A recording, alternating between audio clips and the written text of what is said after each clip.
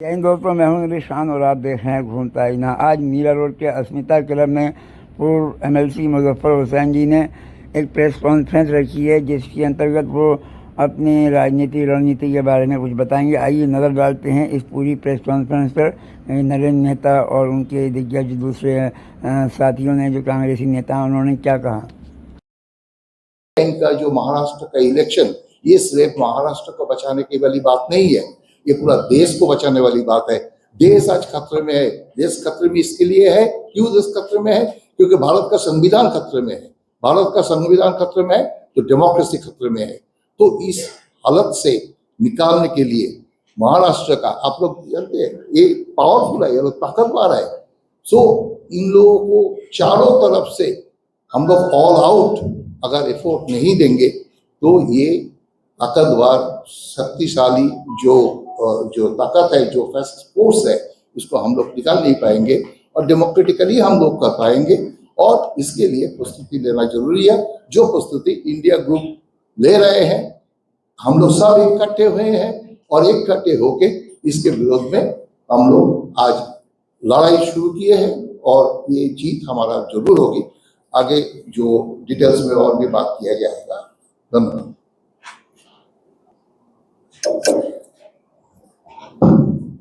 पहला प्रश्न आपका झारखंड के चुनाव और महाराष्ट्र के चुनाव के बारे में है। तो ये इलेक्शन कमीशन का फैसला है और उसके ऊपर कोई प्रतिक्रिया हमारा देना योग्य नहीं है। वही डीजी रश्मि शुक्ला जी की हटाने वाली बात, वो भी सरकार के हाथ में और इलेक्शन कमीशन के हाथ में। उन्होंने अगर उस पर फैसला नहीं किया है, वो भी उनके अख्तियार की बात है। आपको लगता है कि उनके डीजी रश्मि शुक्ला के रहते चुनाव निष्पक्ष हो पाएंगे? कुछ सवाल जरूर उठे हैं, इसके लिए तो महाविकास अघाड़ी के नेताओं ने उसके ऊपर टिप्पणी की हुई। कुछ सवाल तो जरूर उठे हैं। राज्य के अंदर जो लॉ एंड ऑर्डर की सिचुएशन है, हाल ही में जो परसों एनसीपी के पूर्व मंत्री एमएलए बाबा सिद्दीकी की जो हत्या हुई है, ये बहुत बड़ा सवाल उठाती है लॉ एंड ऑर्डर सिचुएशन में। राज्य भर के अंदर महिलाओं के ऊपर अन्याय, अत्याचार, बलात्कार और जगह जगहों पे जो है तलवार, चौपर, हथियार, इस तरह का जो डर का माहौल लॉ एंड ऑर्डर का बना हुआ है राज्य में, सब में बड़े, सब इससे बड़ा सवाल और क्या है। हरियाणाच्या निवडणुकीनंतर उद्धव ठाकरे गटाचे संजय राऊत सातत्याने काँग्रेसच्या विरोधात काही स्टेटमेंट देत आहेत, तर हे महाविकास आघाडीमध्ये कुठेतरी भेदभाव आहे असं आपल्याला वाटत नाही?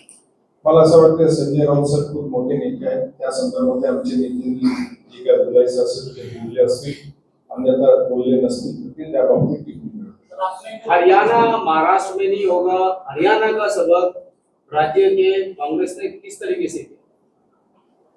इलेक्शन की तरह लड़ा जाता है और जो निर्णय आता है उसे जनता का निर्णय समझ के मान लिया जाता है। इसलिए कहीं से सबक सीखना और कहीं से हार मानने वाली बात नहीं होती। हाँ, ये बात अलग है कि केंद्र सरकार ने कुछ सबक सीख लिया है। केंद्र की जो चुनाव हुए और देश भर में 400 पार का जो नारा था वो पूरा नहीं हुआ और 240 में वो सिमट गए।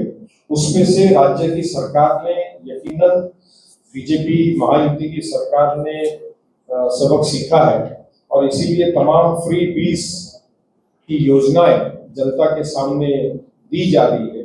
आज चुनाव आयोग इलेक्शन डिक्लेयर हो चुका है और फ्री बीस का जो ऐलान उनको फाइनली करना था, मुंबई टोल नाके को लेकर के वो उन्होंने किया।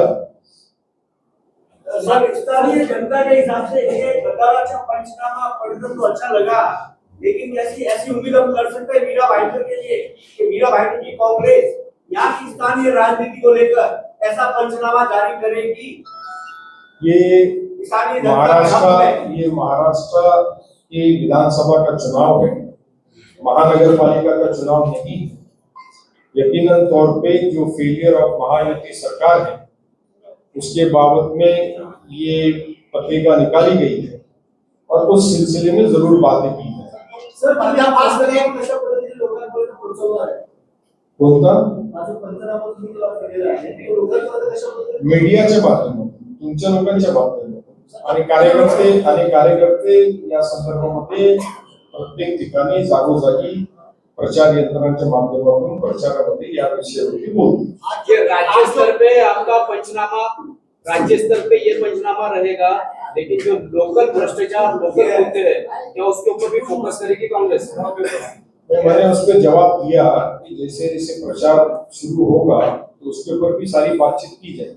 आज जो पंचनामा करने के लिए कॉन्फ्रेंस बुलाए हैं आप, इसमें नया क्या है? ये तो कांग्रेस पहले से ही पंचनामा यहाँ पर्दाफाश करती रही है, नया क्या पंचनामा ले रहे हैं? शीशे पे धूल जम जाती है तो उसे साफ करना पड़ता है ताकि चेहरा नजर आए।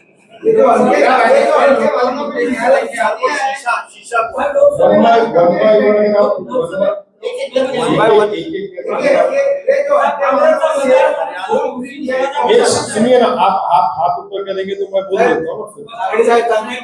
हाँ, नागने साहेब हाथ खड़ा करिए, नागेश साहेब आप बोलिए। पहिले डिसिप्लिन निगम जी, आता एक सेकंड कसं आहे, आता आपल्याला महिना दीड महिना कंटिन्यू चालणार आहे, डिसिप्लिन आवश्यक आहे। मग आम्ही एवढं डिसिप्लिन मध्ये बसलो समोर, आम्ही अपेक्षा करतो, एक्सपेक्ट करतो। म्हणून एक लाईन हा, तर आता यापुढे आपण असं ठरवूया, जसं आपण हात वर केलं तर नागरे साहेब आमचे जे आहेत ते, आणि शक्यतो प्रत्येकाला एक प्रश्न विचारूया। चलिए Ashok Nigam sir, Maha Vikas Aghadi CM face के बिना ही चुनाव लड़ेगी।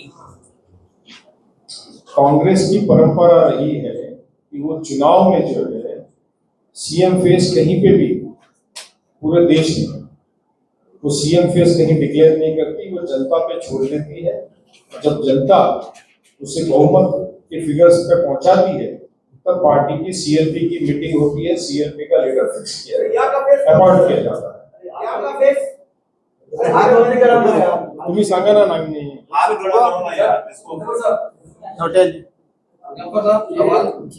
एक मिनट तो आपने बताया कि जो सरकार पहले थी उसने जो कारनामे थे वो आपने दिखाया, लेकिन आपकी सरकार में मैनिफेस्टो, आपकी सरकार क्या है, आपकी सरकार आती है तो कैसी सरकार बनी है? महाविकास आघाड़ी का मैनिफेस्टो आपके सामने आएगा, कांग्रेस का भी आएगा, शिवसेना उद्धव ठाकरे गठ का भी आएगा और एनसीपी का भी आएगा।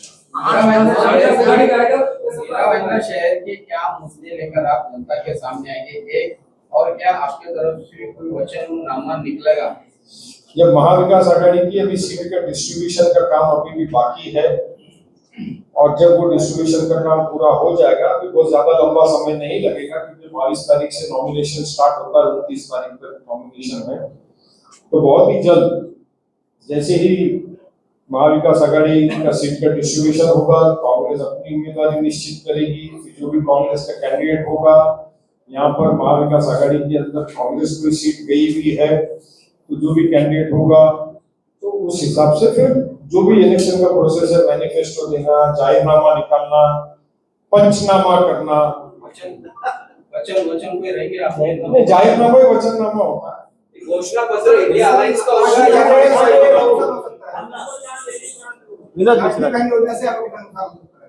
क्या बोले? मैंने बोला ना, फ्री बीज, जब सरकार अपनी आने वाले चुनाव में हार नजर जब आती है तो फ्री बीज योजनाएं निकालती है। तो 80 से ज्यादा फैसले कैबिनेट में किए गए, परसों की कैबिनेट में ऐसे ऐसे मंडल और कॉर्पोरेशन बनाए गए हर जनजातियों के, जिसको कभी हमने सुना नहीं, लोगों ने भी नहीं सुना। मंडल बना दिए, 80 फैसले कर दिए और 3 दिन के अंदर आज आचार संहिता लागू हो गई। मैसेज लोगों को दे दिया कि हमने फैसला कर दिया था कि आचार संहिता लागू हो गई, अब सरकार में आप हमको चुन के दीजिए, फिर हम आपको ये फैसले करेंगे। तो ये जो इस तरह के जो निर्णय जो भी सरकार में रहते हैं, सत्ता में रहते हैं, जो सरकार करती है, उसका कोई फर्क जनता के विचारों पे पड़ता नहीं है, क्योंकि जनता त्रस्त हो गई होती है पिछले 5 सालों में और वो इंतजार कर